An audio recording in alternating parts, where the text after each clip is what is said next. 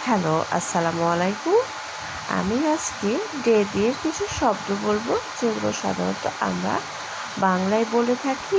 কিন্তু এই বাংলাগুলোকে কিভাবে ইংলিশ ফর্মে নিয়ে আসা যায় সে বিষয় সম্পর্কে আমি আজকে কথা বলবো। তো ডে দিয়ে কিছু শব্দ রয়েছে, যেমন মেমোরেবল ডে, স্মরণীয় দিন; ক্যারি দ্য ডে, জয়লাভ করা; ডে টু ডে, দিন দিন; গালা ডে, উৎসবের দিন; গ্র্যাজুয়েশন,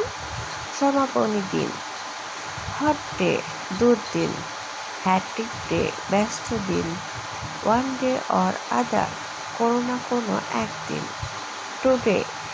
আজ; ডে কেয়ার, দিবাকালীন তত্ত্বাবধান; ডে টাইম,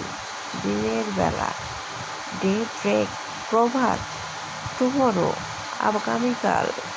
ইয়েস্টারডে, গতকাল; টু দিস ডে, আজ পর্যন্ত; ডে আফটার টুমোরো, আগামী পরশু; ডে বিফোর ইয়েস্টারডে, গত পরশু; অনলি দ্য আদার ডে, এই তো সেদিন; দ্য আদার ডে, সেদিন; এভরি আদার ডে, একদিন পর পর; এভরি থার্ড ডে, 3 দিন পর পর; দ্য ভেরি ডে, সেই দিনই; নেক্সট টু নেক্সট ফ্রাইডে, আগামী